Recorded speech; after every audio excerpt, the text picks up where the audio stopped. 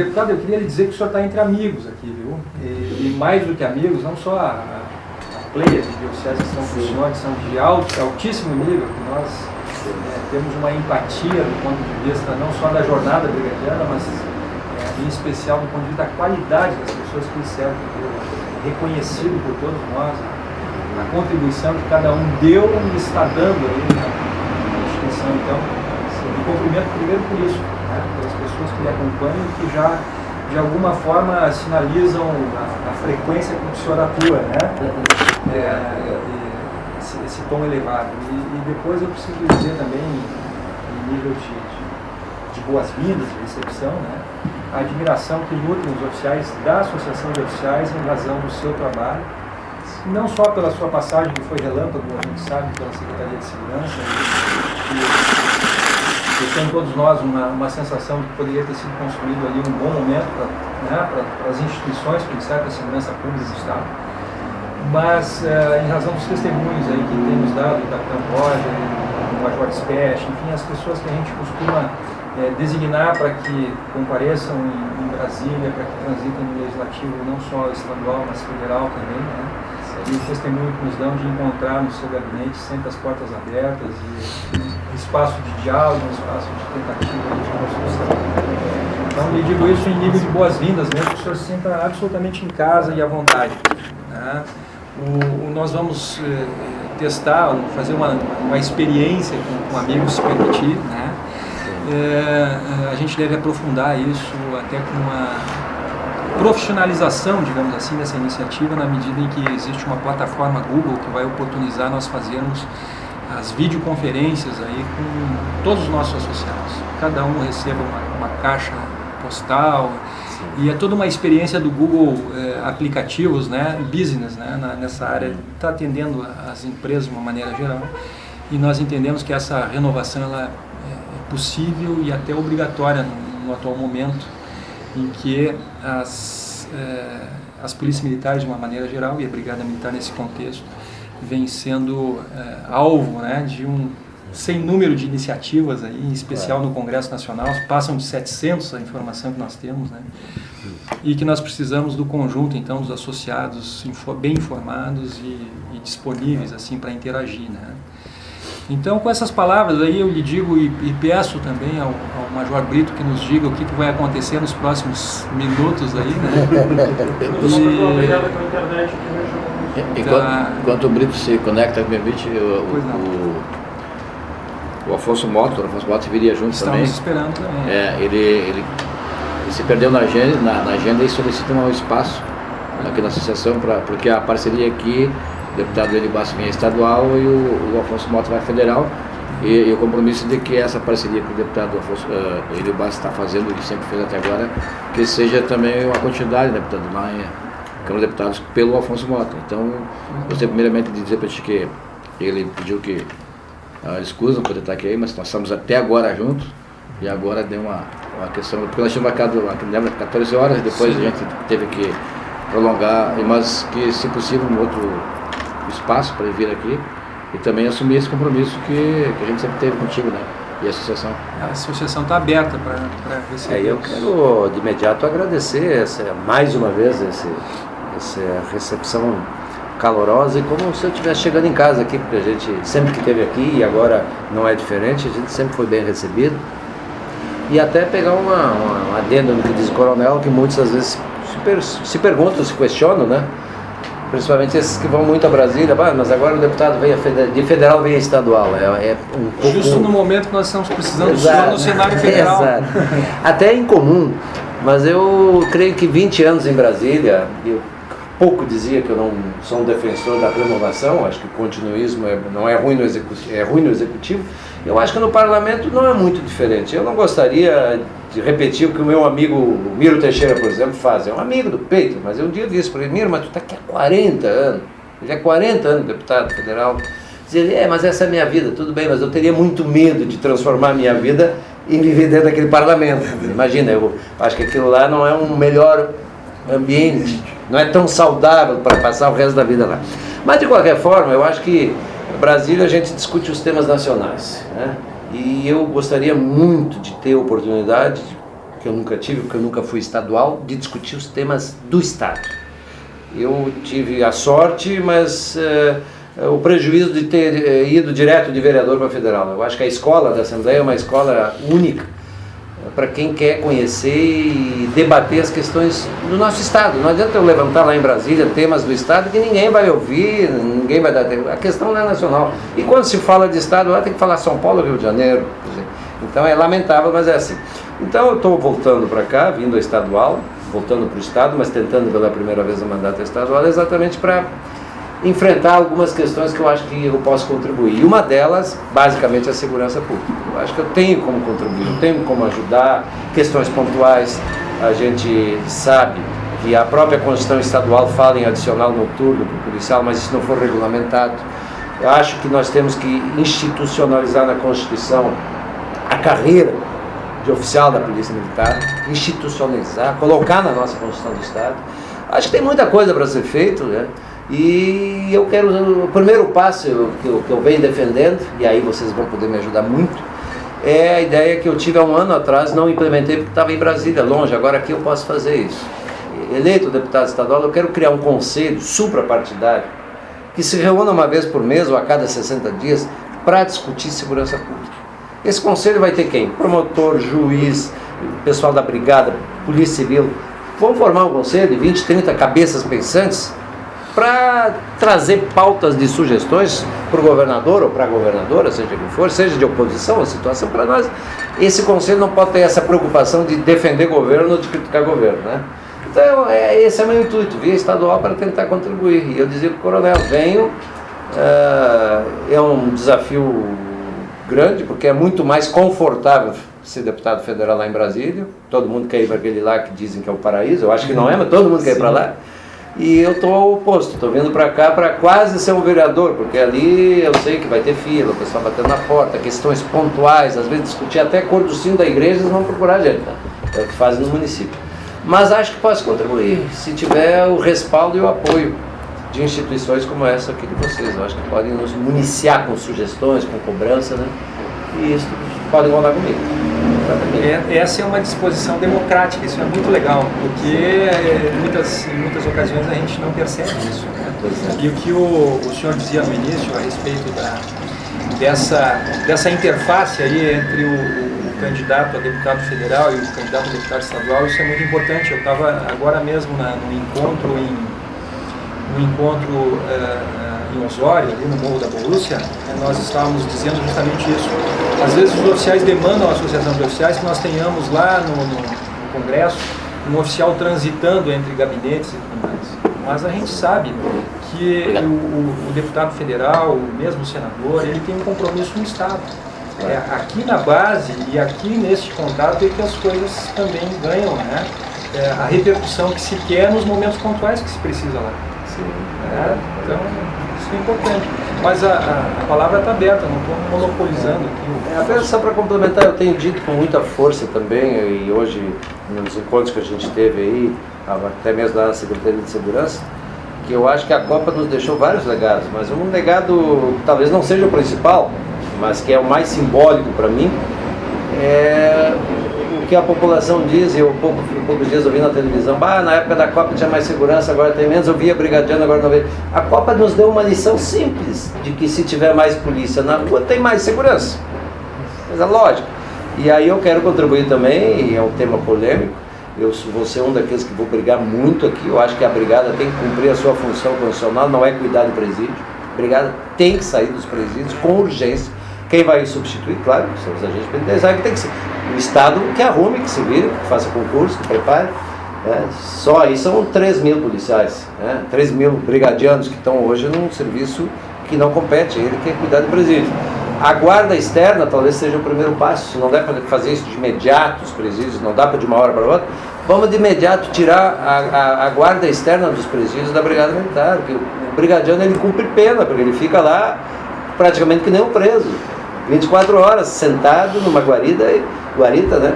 E vamos fazer isso, aí são quase 1000 policiais militares que a gente reforça o policiamento de rua e que pode, nesse caso, a segurança privada substituir. Então são vários temas pontuais. A Bahia né? tem essa experiência. Pois né? Aqui nós fazemos, inclusive, a guarda do Centro de Internação de Adolescentes Infratores na fase, né? Então, realmente é uma discussão. Sem falar no aumento do contingente, mas aí também tem que ser algo planejado e preparado, não pode ser... discutido até a questão de soldados temporários e outras soluções que, né, eventualmente são temas polêmicos, mas esses temas eu quero ser municiado com opiniões dos soldados, dos sargentos, dos oficiais, de quem está fora. Eu quero tentar chegar a um consenso, se eu achar um meio termo. Né? Sem dúvida. O senhor sabe que os últimos anos aí se marcaram por uma série de decisões equivocadas e que hoje estão gerando um impacto tremendo no que diz respeito à carreira, no que diz respeito à estrutura, e que elas tiveram muito foco voltado a atender interesses de categorias e não da população. E isso hoje está gerando um impacto tremendo. Eu estava falando com um soldado ontem, ele disse assim, olha, eu vou lhe dizer uma coisa, a gente perde o estímulo para estudar e querer progredir na carreira, porque o mérito foi descartado. Então, por exemplo, a ascensão ao posto de sargento hoje, ela é 70% por antiguidade e 30% por merecimento. Então isso aí são pequenas coisas, mas que na verdade impactam na qualidade do serviço que é prestado na rua. Porque é aquele homem que vai fiscalizar, que vai fazer com que as coisas aconteçam na prática. Então são um somatório de coisas que ao longo do tempo foram acontecendo por falta de pessoas com conhecimento de causa no parlamento para defenderem e discutirem determinadas posições. Isso está gerando impactos agora, de 97 para cá, muito sérios. E eu quero te dizer uma coisa muito sério, com muita clareza, que eu tenho dito com coragem, né, Vitor? Que eu disse e vou reafirmar, sempre lembrando que há exceções. Eu sempre repito 2, 3 vezes, há exceções. Mas há uma prática comum nos governos do Rio Grande, e não é só agora, sempre foi assim, de boa parte dos deputados estaduais se eleger, ganhar meia dúzia de cargo e comer na mão do governo. E aí acabou. O deputado ele só vai dizer amém. Vai de rebote o tempo todo. Não vai acontecer comigo, seja até mesmo se o Vieira for governador. O Vieira sabe disso, comigo não vai acontecer, nós vamos defender causas. Porque essa prática é uma prática negativa, por isso que o nosso parlamento às vezes está de joelhos. E a gente olha esse contexto todo aí, dessas decisões mal tomadas, elas vão impactando a qualidade do serviço de uma maneira muito pontual. Tem um enfoque, assim, deputado, que me parece bem importante, né? Que as pessoas confundem muito defesa corporativa, defesa de prerrogativas ou de privilégios, entre aspas, mas na verdade isso precisa ser colocado de forma a que fique muito claro que se trata dos interesses da sociedade, né?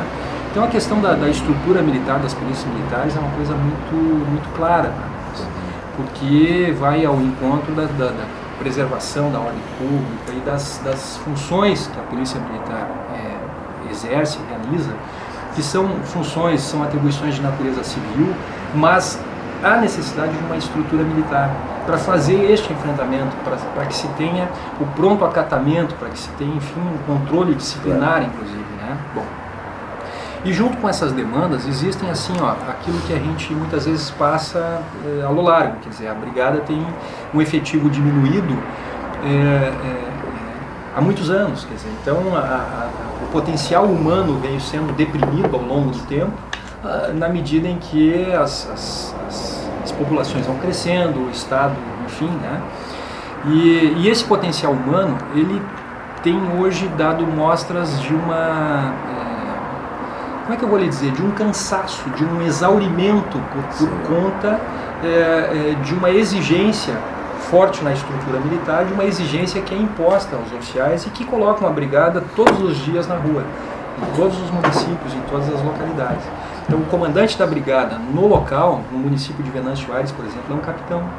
E junto com as atribuições desse capitão, de polícia ostensiva, vem lá os inquéritos, vem lá as sindicâncias, vem a defesa, a salvaguarda dos interesses daquela comunidade. E hoje, nós, no serviço público, praticamente somos a única carreira que não recebemos a gratificação de substituição horizontal. Quer dizer, um capitão que desempenha a função de 3, 4 outros capitães recebe apenas o vencimento puro e simples, enquanto um delegado de polícia, para fazer isso, ele recebe 1/3 do vencimento a mais. Né? Isso, assim também os majores, assim também os tenentes-coronéis e os coronéis. Não há essa gratificação de substituição horizontal e há esse exaurimento, essa exigência e essa postura vocacional, inclusive, da brigada em não deixar a sociedade mal, né? Bom, nós também somos a única carreira do serviço público que não temos a gratificação de permanência.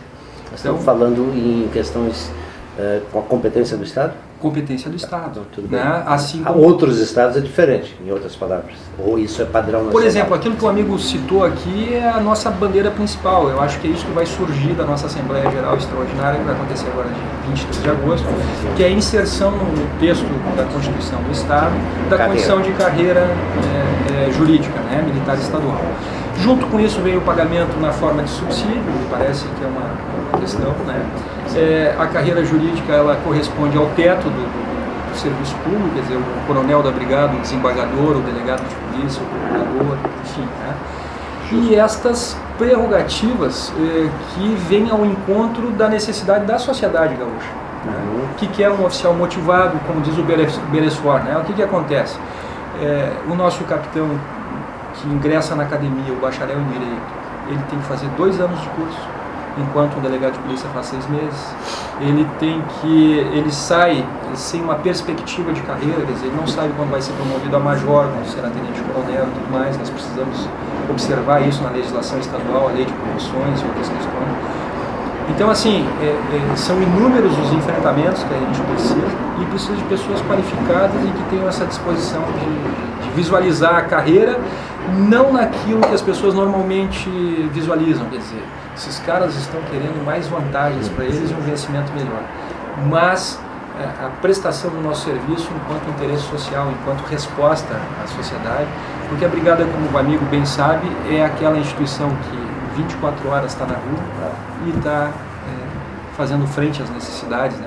Bota um governo a funcionar. Né? É verdade, com certeza, com certeza. Existem algumas perguntas, Roger, vamos lá. Deputado, os nossos 1.500 associados, né, muitos deles acompanhando e já na expectativa de ouvir a sua palavra. Sim. A maioria sabe da sua atuação no Congresso Nacional. Algumas questões se focam ao cenário nacional, mas agora a gente vai tentar dar ênfase às propostas em âmbito estadual, né? Desde 97 nós temos como requisito de ingresso para oficial de Polícia Militar e Bombeiro Militar, Brigada Militar, o bacharelado em Direito. E aí a pergunta é se o senhor conhece essa carreira, que é a carreira jurídica de oficial da Polícia Militar e Bombeiro Militar, e o que o senhor pensa sobre inserir na Constituição Estadual uma PEC que assente no texto constitucional essa carreira. O senhor acabou de mencionar, de repente o senhor desdobrar um pouquinho mais esse tema, esse é o tema mais palpitante no momento. Eu não tenho dúvidas, eu sou plenamente favorável a instituir a carreira de oficial da Brigada Militar na Constituição. No momento que nós incluirmos da Constituição, nós estamos dando uma segurança jurídica à carreira que outras têm, que lamentavelmente a Brigada Militar não tem. Quanto à questão do curso de Direito para oficiais, acho que foi uma grande conquista, que já tem um pouco mais de 10 anos, e vou mais longe. Eu acho que nós temos que usar como parâmetro as coisas boas. E hoje um bom parâmetro para a Polícia Militar seria a Polícia Militar de Brasília, um bom parâmetro. E nesse aspecto eu defendo também, para os soldados também, a necessidade de curso superior. Talvez não exclusivamente ou especificamente o direito, mas qualquer curso superior. Com isso nós qualificamos e projetamos, sem dúvida também, a possibilidade de um salário um pouco melhor. E Brasília tem isso, Brasília teve conquistas à medida que direcionou isso. Eu acho que aqui nós temos que caminhar olhando para frente, né? Olhando para o que possa ser melhor. E aí o curso superior para qualquer policial militar vai dar a ele qualificação e ele também vai se sentir mais preparado. Perfeito. Nós estamos online, só para saber. Uma coisa importante também é o cumprimento de um caráter isonômico com as demais carreiras de polícia. do Estado, pois hoje a Polícia Civil, no seu primeiro nível, exige curso superior, a SUSEP, né? E as demais carreiras já exigem nível superior. Não necessariamente o direito, qualquer nível superior, e vai trazer o policial militar no mesmo patamar. Eu acho que essa isonomia, ela tem que partir em todos os princípios. Eu até citava um pouco antes da nossa reunião, um caso típico de não isonomia no tratamento da mídia, por exemplo, em fatos distintos praticados pela Polícia Civil e pela Polícia Militar. Teve um dia que os órgãos de imprensa divulgaram 2 delitos. O primeiro envolvendo uma policial da Brigada Militar, se não me engano, de Livramento, que estaria envolvido com uma quadrilha, envolvida com furtos ou coisa parecida, e o nome dela foi estampado. Não sei se é culpado ou não entro no mérito. Mas nesse mesmo dia saiu uma matéria de policiais do DEIC que estariam dando cobertura para uma carga de cigarros ou coisa parecida. E até hoje eu não sei o nome dos policiais. Então, essa isonomia que nós buscamos salarial, ela é importante, necessária, mas mais do que isso, eu acho que a isonomia de tratamento, de respeito, que todas as instituições têm que dar para quem faz segurança pública. De forma igualitária, né? Ninguém quer que a brigada seja tratada melhor do que os outros, mas no mínimo de forma igual. Existem alguns estados que já assentaram no texto da Constituição do Estado essa condição de carreira jurídica, né? E isso é tão fundamental, a qualificação do oficial, porque ele vai decidir em tempo real aquilo que muitas outras carreiras vão decidir depois no conforto do gabinete, né? Eu diria assim, Frota, hoje eu sou o deputado federal, um dos deputados com o maior número de projetos, são mais de 300, alguns aprovados, outros em andamento e tal. E eu também vou caracterizar meu trabalho aqui na Assembleia também com projetos. Eu quero que esse seja o meu primeiro. Se ainda não tiver lá uma PEC definindo isso, podem ter certeza que na primeira semana da minha posse, em 6, 7 dias eu colho as assinaturas necessárias. Na primeira semana, essa PEC vai estar protocolada. Sensacional, era o que nós queríamos ouvir. Temos outra, quando o nosso associado se reporta aqui a PEC 51, ele, na verdade, ele direciona uma pergunta no sentido da desconstitucionalização e desmilitarização da Brigada Militar. O senhor já mais ou menos acenou alguma coisa nesse sentido? Não sei se o senhor gostaria de complementar algo. Eu acho que é um tema que prejudica a grande ansiedade que o país tem hoje. Qual é a grande ansiedade? Mais segurança. Todos nós queremos mais segurança. Inclusive, alguns candidatos estão prometendo, inclusive, criar Ministério da Segurança. Eu acho que é importante, sem dúvida. Agora, que não seja um ministério esvaziado também, sem estrutura ou sem condições de fazer a coisa andar. Portanto, eu acredito que se falar hoje em desmilitarizar, é outra palavra, até a palavra difícil, é, na verdade, uma forma de nós diminuirmos o pouco que se faz na segurança pública. Eu acho que o excesso ele é ruim em todos os sentidos. Ninguém aqui está defendendo o excesso, nós estamos defendendo estrutura de enfrentar a criminalidade. Quem mais tem estrutura para enfrentar a criminalidade é quem está num regime de hierarquia, um regime de respeito, um regime de resultados. Porque daqui a pouco essa gente vai propor também tirar a arma dos policiais. Teve teóricos que já propuseram isso. Teve teóricos que já propuseram que o policial, antes de sacar a arma, ele tem que se identificar. Sou policial, mostrar a carteira. Já são os mesmos teóricos que há pouco tempo queriam definir, diferenciar o pequeno traficante do grande traficante. Diziam assim que a pena para o grande traficante deve ser uma e a pena para o pequeno traficante outra. Como é que eu vou distinguir uma meia gravidez de uma gravidez? O que é um pequeno traficante? Isso não existe, né? O Fernandinho Beiramar começou pequeno, ficou grande. E outros que são grandes vão usar algumas gramas de droga no bolso e vão ser tratados como pequenos. Então há algo de teóricos que não conhecem a realidade. Então, desmilitarizar a nossa polícia é entregar na mão da bandidagem de vez o comando da vida dos cidadãos, porque hoje a gente está preso em casa e a bandidagem se sente solta na rua, e o que eles querem fazer agora com a polícia, o que já tentaram fazer com o cidadão, com o civil, ou seja, proibir um cidadão de ter uma arma legal, registrada, enquanto não consegue desarmar nem os bandidos que estão dentro dos presídios. Se tem também, deputado, que falar sobre o sistema de segurança pública, sem encarar o fato de uma polícia de Estado, seja ela polícia civil, polícia militar, e não de governo, é alguma coisa muito complicada. Então, algumas ações têm que ser tomadas muito específicas com relação a dar esta isenção, essa autonomia que é tão necessária. Autonomia de gestão, autonomia financeira, autonomia administrativa.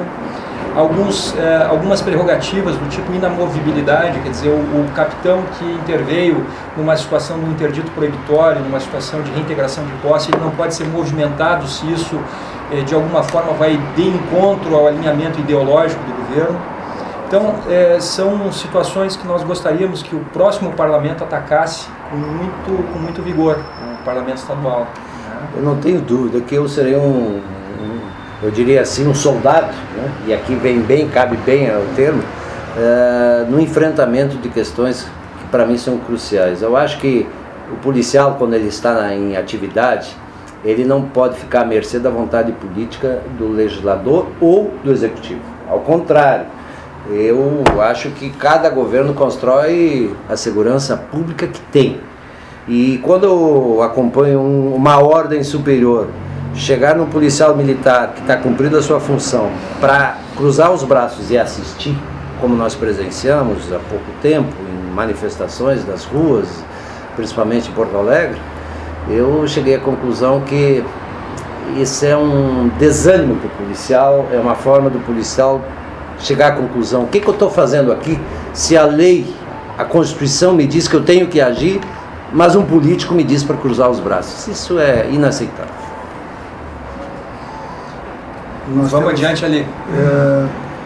Recentemente foi aprovado o Estatuto das Guardas Municipais. Foi um projeto bem debatido, muita pressão corporativa lá, o senhor acompanhou bem. Agora é lei nacional.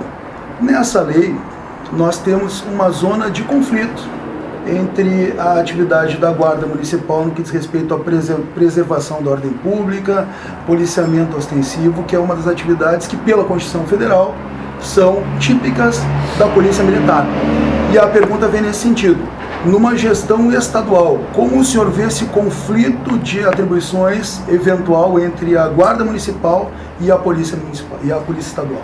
Eu acho que é algo que vai se resolver no dia a dia, na prática, porque eu acho que a Constituição prevê as funções específicas da nossa Polícia Militar e certamente a Guarda Municipal vai se adequar à previsão legal. Agora, isso não significa se omitir, porque eu acho que não só a Guarda Municipal, qualquer cidadão ao presenciar um crime tem o dever, quase o poder de polícia. Isso não está na Constituição, mas é o poder de polícia que nós temos de intervir num delito, alguém que esteja prestes a praticar um assassinato e tentar impedir esse crime. Então a Guarda Municipal, mais do que o cidadão comum, ela vai ter um determinado preparo, ela vai estar nas ruas, ela vai ser procurada muitas vezes por cidadão que está sendo vítima de um ato criminoso e que encontra, o primeiro que ela vai encontrar é a Guarda Municipal. E nós não vamos querer que esse Guarda Municipal diga: não compete a mim.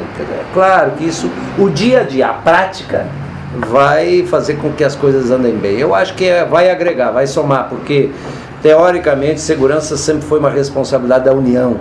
Depois segurança passou a ser uma responsabilidade da União e dos Estados. E eu tenho absoluta convicção que segurança só funciona se houver a participação forte dos municípios. O município tem que participar. Claro que se o município não vai participar com policiamento, é lógico que não, mas ele tem outros instrumentos para participar. Então eu acho que as guardas municipais podem ser forças acessórias a contribuir muito com a nossa Polícia Militar, com a nossa brigada. Deputado, só para contribuir com isso aí, o que nós vemos aí hoje é que as instituições de segurança pública, elas têm uma relação de codependência, ao passo que deveriam ter relações de interdependência. Por quê? Porque as esferas de competência ainda não estão bem definidas. E isso em função do que? Desse pacto federativo que nós temos aí hoje. Por exemplo, agora o senhor, como deputado estadual, o senhor vai ver que a sua esfera de abrangência, a efetividade do seu trabalho vai ser muito restrita. Então hoje, por exemplo, nós não temos crimes federais, crimes estaduais e crimes municipais. E as suas respectivas polícias atuando nessas esferas. É tudo meio misturado.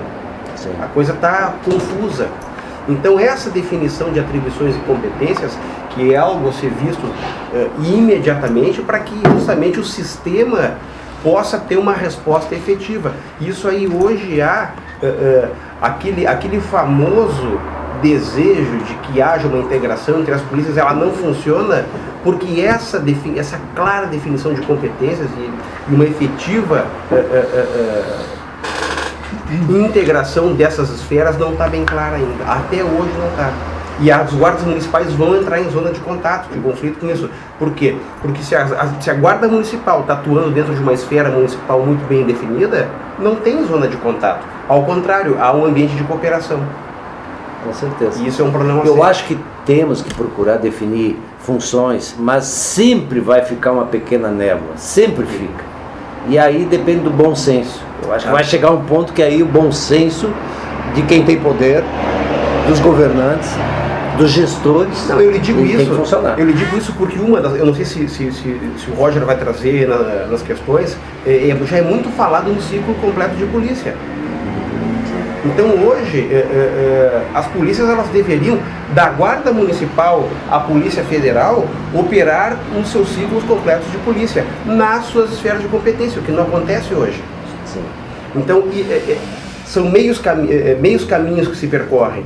E isso aí hoje impacta. Por exemplo, um flagrante delito, hoje uma guarnição leva 5h30 em média. É um absurdo. É um absurdo. Isso aí é gente que deixa de estar atuando. Sem falar no interior, que tem que deslocar de um município para outro. Porque nós dependemos de outro órgão que tem os seus problemas e tem a sua realidade. Ao passo que, se cada um atuasse nas suas esferas de competência de forma integral, essas coisas têm soluções internas.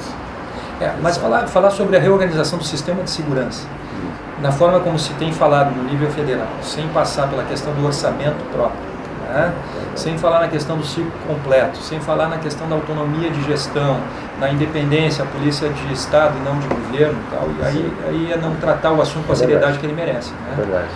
Agora, só para complementar, eu concordo plenamente e quero deixar claro, até para quem está nos acompanhando, que às vezes pode se perguntar, mas por que isso não muda lá em Brasília, então?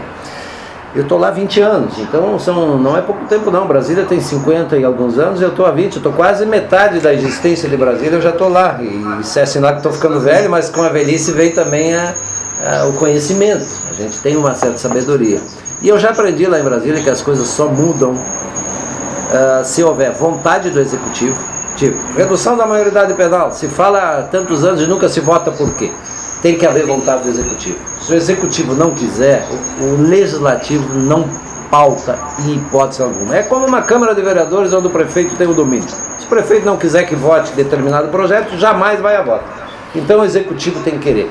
E lamentavelmente, os presidentes do legislativo, presidentes do Congresso, da Câmara, desde que eu estou lá, sempre foram aliados ou sempre estiveram na mão do executivo. Fosse qual fosse o governante, exceto uma exceção, que foi o Severino Cavalcante, ganhou uma eleição lá como candidato avulso, mas lamentavelmente se embrulhou na sua sacanagem lá, se embrulhou com denúncias de corrupção, e aí não durou muito. Mas o Severino, quando ganhou, dizia: eu vou fazer uma administração olhando para o parlamento e não para o executivo. Por quê? Porque é um sistema presidencialista, e no presidencialismo da Câmara, pode os 512 deputados quererem votar uma questão, e o único que é o presidente dizer: não, isso eu não vou colocar em pauta, e não coloca, e acabou. Então veja que é algo parece inaceitável, mas é assim. Então muita coisa que a gente fala aqui só vai avançar se o executivo assumir para si como uma causa. Olha, essa é a causa deste governo. O parlamento essa tem que fazer pauta andar. de desmilitarização, por exemplo, me parece que é afastar o foco dos problemas efetivos. Sem dúvida. É esfumaciar o problema. Sem dúvida, sem dúvida. Até porque quando falaram da PEC 77, né? A 77 recente 77 agora, recente, o grande argumento era esse: de quem é a competência para investigar processos crimes? Do Ministério Público ou só da Polícia? 37. A PEC 37. De quem é a competência? Eu dizia, mas isso é uma discussão inócua. É quase como discutir o sexo dos anjos. A população não interessa de quem é a competência, a população quer resultado. Então, eu sugeri lá, até no discurso que fizemos em plenário, ao invés de definir se é da polícia ou do Ministério Público a competência, vamos botar aqui que a competência é de todos. Todos têm o dever de denunciar um crime, né? Agora, o risco é esse, que nessa definição de competência alguns cruzarem os braços, isso não pode acontecer, né? Porque a sociedade não tem tempo, o Brasil não pode, o Rio Grande também não pode presenciar num final de semana 18 homicídios, 18 assassinatos, foi o que aconteceu nesse último final de semana, e eu não vi ninguém vir à tona, vir à mídia, chamar uma entrevista coletiva para dizer, vamos fazer alguma coisa. Isso não é normal. Parece que é normal morrer 18 pessoas no final de semana. Não é. Como é que avançamos aí, Marcelo? Deputado, o termo circunstanciado, que abrange os crimes de menor potencial ofensivo, quase que 90% dos fatos típicos são de menor potencial ofensivo. E a Brigada Militar, a Polícia Militar, ela atende esse fato no local de ocorrência e resolve o conflito de interesses ali com o termo circunstanciado. Aí que um registro por dever de justiça. O deputado Enio Bassi foi o único deputado da bancada gaúcha, e talvez um dos poucos no Brasil, que sustentou a manutenção do termo circunstanciado na Lei 9.099 pelas polícias militares, no viés de que atende ao acesso à justiça, de que atende ao cidadão e de que não há nenhuma violação e nenhum conflito de competência com outros órgãos de segurança. Nessa linha do ciclo completo, nós temos um recuo do direito penal. Como o sistema de justiça criminal não está resolvendo o problema, o direito penal está recuando. Nós estamos com uma zona de desproteção social. A Polícia Militar, na sua face de preservação da ordem pública, tem potencial constitucional para atuação aqui. Precisamos de leis estaduais que dê à Polícia Militar o poder de polícia de segurança pública. Queríamos saber, e o nosso associado queria saber, se o senhor será um parceiro na regulamentação desse poder de polícia de segurança pública, de ordem pública, que faz a prevenção, já que a repressão nós estamos vendo que o desfecho ela não tem sido tão efetivo para a sociedade. Sem dúvida eu sou um parceiro, até porque a questão do termo circunstanciado ou do ciclo completo, ela envolve até a questão estatística. Qualquer programa de televisão hoje que apresente uma estatística diz: o número de furtos em Porto Alegre foi X, mas é bem maior porque muitos não fizeram o registro. O número de roubos... Por quê? As pessoas, se tiverem que se deslocar para fazer um registro na delegacia de polícia, um termo de ocorrência ou coisa parecida, muitas não vão. Outras vão quase que forçadas ou contrariadas. Então, para delitos de menor potencial, é muito mais razoável que o policial militar que está na rua, né, ele não vai pegar esse cidadão, vai levar numa delegacia ou coisa parecida, tem a competência e poderes para fazer isso. Eu não tenho dúvidas nenhuma. Nós temos que facilitar as coisas. Quando eu digo facilitar, eu digo os governos, os governantes, de uma forma geral. Nós temos que facilitar as coisas. E o que é facilitar? É dar para as pessoas mais sensação de segurança e mais possibilidade de agilidade no resultado efetivo de qualquer delito. Não tem explicação hoje um policial militar ficar numa delegacia horas para viabilizar um flagrante, para viabilizar todo um delito que ele conduziu até a delegacia. Isso é mais ou menos como aquela denúncia saiu há poucos dias do SAMU que não está buscando gente porque não tem maca. A maca ficou presa, retida no hospital.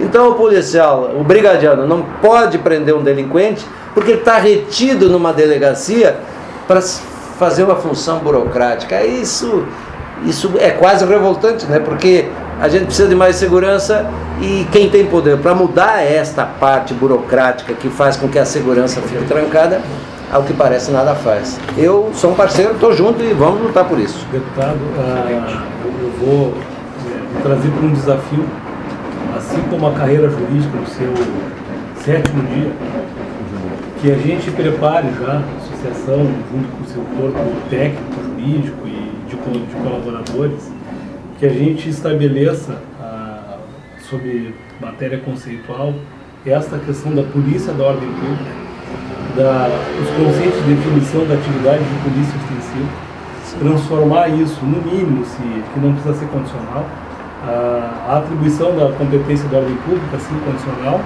mas das suas definições enquanto conceitos e o seu verdadeiro vértice de atribuição e atividade, numa lei complementar imediata, ou na emenda da nossa própria lei complementar das atribuições da Polícia Militar, que ela está descrito muito mais do ponto de vista administrativo do que da Polícia da Segurança Pública. Né? Então diz lá que tem até nas lojas, lá que a nossa lei de organização básica, com as atribuições, as divisões territoriais e etc. Né? E não importa isso, porque a estrutura de Estado é uma. O que importa é a definição deste conceito que é moderno, o que é a polícia da ordem pública, o que é a polícia da segurança pública. Né? Então acho que a gente poderia fazer um desafio, de fazer um trabalho, um projeto de lei já, e aí definir também com o nosso deputado esta bandeira. Porque hoje esse livro que o Coronel Bressol colocou, nas atribuições, é um problema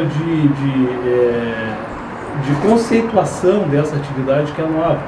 Nós vivemos ainda num conceito antiquado e antigo da divisão da atividade de polícia em administrativa e judiciária, num conceito completamente ultrapassado que se valeu lá com os livros de 70.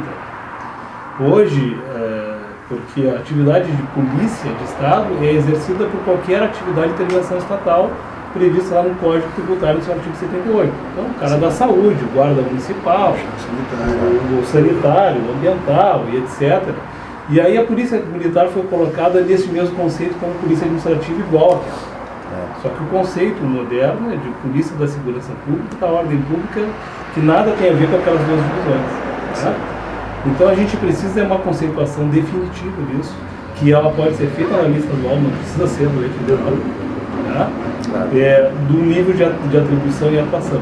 O Estado é único, não importa se está na mão da Polícia Civil, da Guarda Municipal. E também não importa se nós estamos tratando aqui de um crime ou se nós estamos tratando de uma situação de emergência ou calamidade de emergência pública. E calamidade, de bombeiro. O conceito de segurança pública, segurança social, defesa social, que é um conceito mais moderno hoje, ele está na intervenção imediata do Estado, através da sua polícia da ordem pública, em todos os campos de atuação do Estado. Sim. Então essa definição que não tem. Se a gente chegar hoje num açougue que tem carne podre, a intervenção vai ser da polícia da ordem pública de forma imediata. A ação imediata será do agente fiscal da saúde, que depois vai adotar as medidas administrativas. Mas a medida segurança pública que coloca em risco a coletividade, ela é dessa polícia da ordem pública. Mas que esses conceitos são abertos. Existe hoje um conceito até um pouco mais amplo dessa questão de segurança pública que está sendo muito discutido por alguns estudiosos, que a gente resume a segurança pública na prevenção e repressão, grande maioria. Mas existe um conceito que é a antecipação. O que seria a antecipação? Está um pouco aquém da prevenção. E hoje eu falava com o pessoal ligado a bombeiros, socorristas e tal, e eles me diziam de quanto essa atividade é importante. Eu reconheço que é. Agora ela não é atinente especificamente a quem usa farda.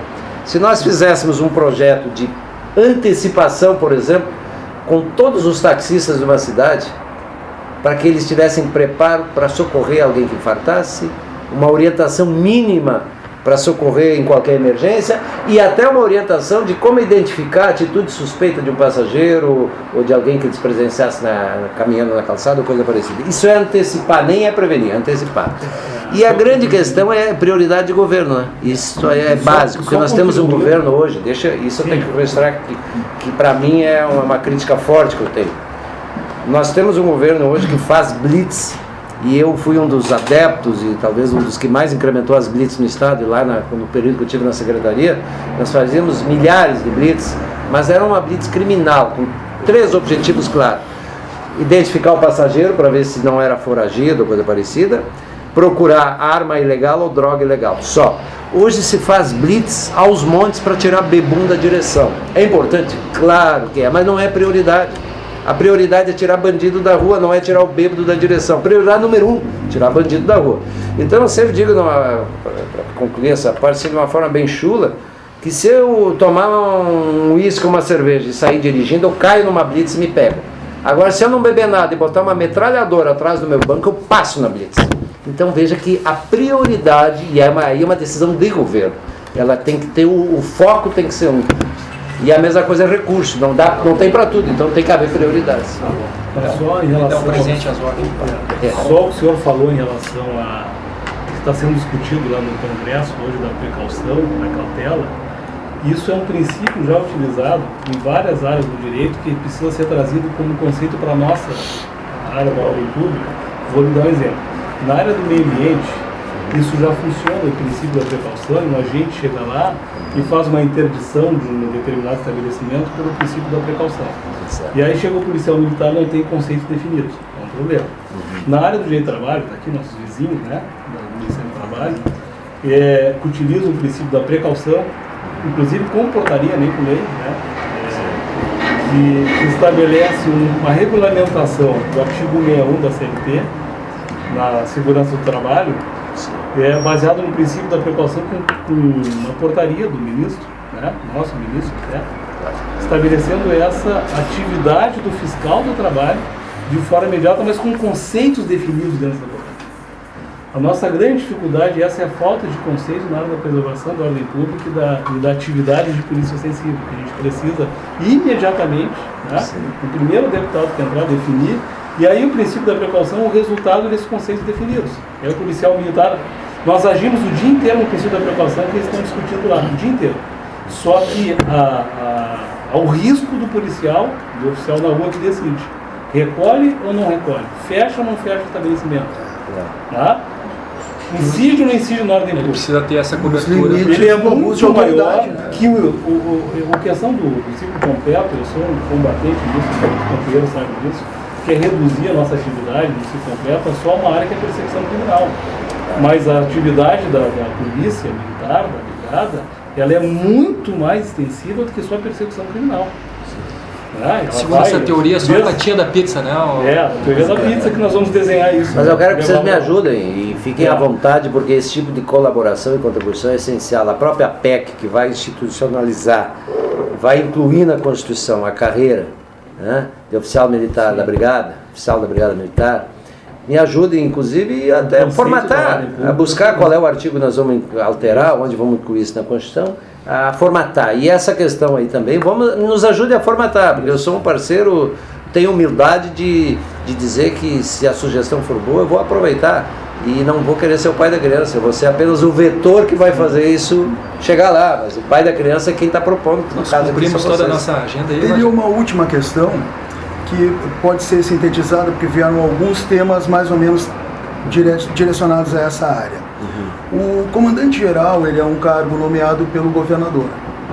E os nossos associados, eles têm vivenciado sucessivas trocas de comando geral e alternância de uma estratégia de trabalho que muitas vezes não chega nem a se implantar.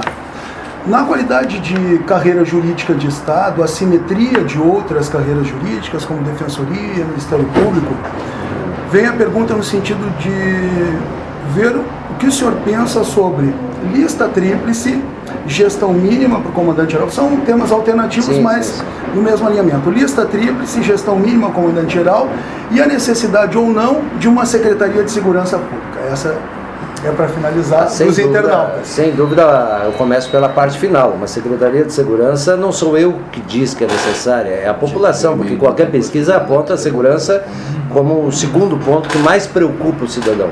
E eu diria que talvez ele seja o primeiro, porque ele compete com a questão da saúde também. Então, sem dúvida, uma Secretaria de Segurança é essencial, ela é importante, mas ela não pode ter um papel secundário, apenas um papel que ela não cumpra a sua função de direcionar planejamento, ações e de mudar essas ações. Nós precisamos que um gabinete de crise, que eu conheci hoje lá na Secretaria, que ele funcione.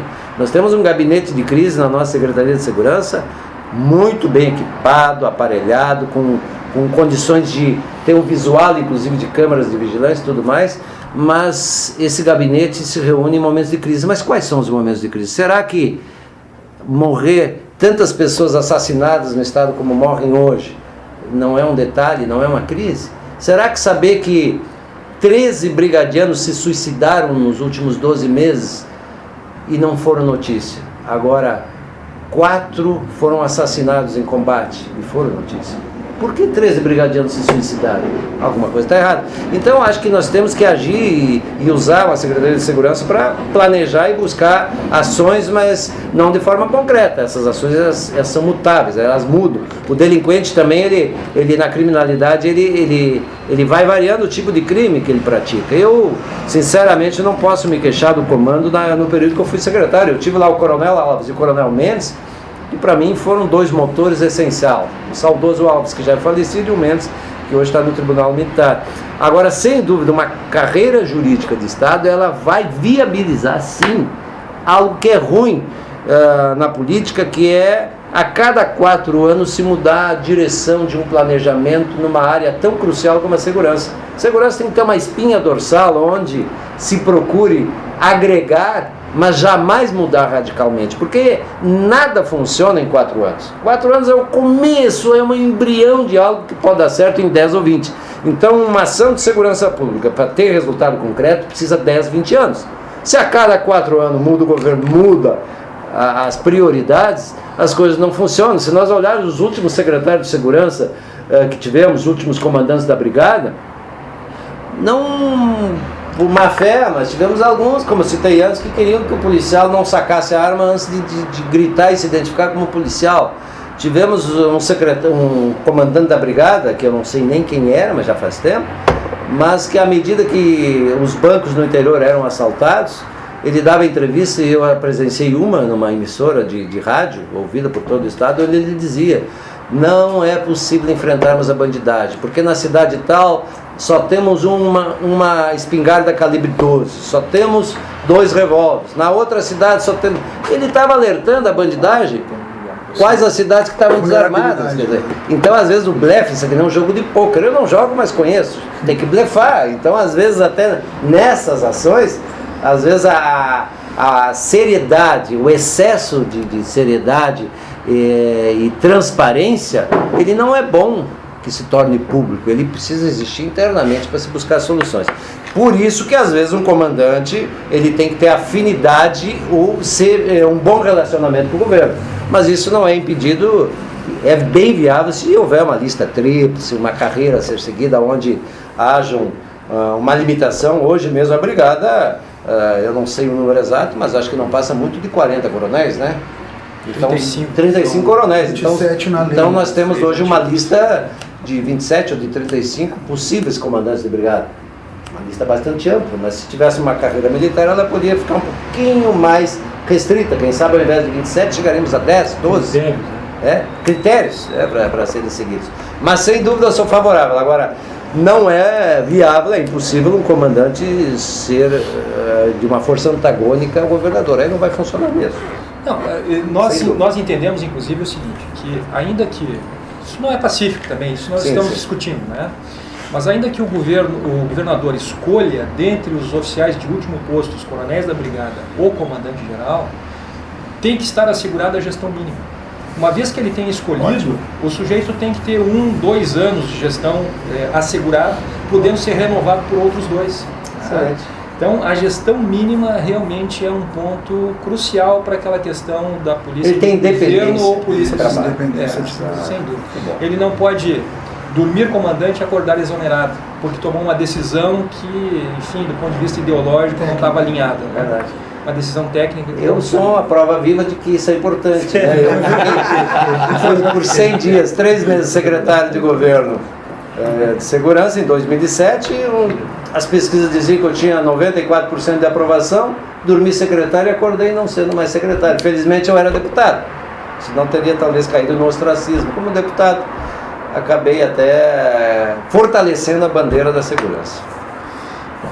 Nós queremos agradecer e lhe informar. Aliás, eu quero que nos informe, vocês têm alguma noção de quantos estavam nos assistindo?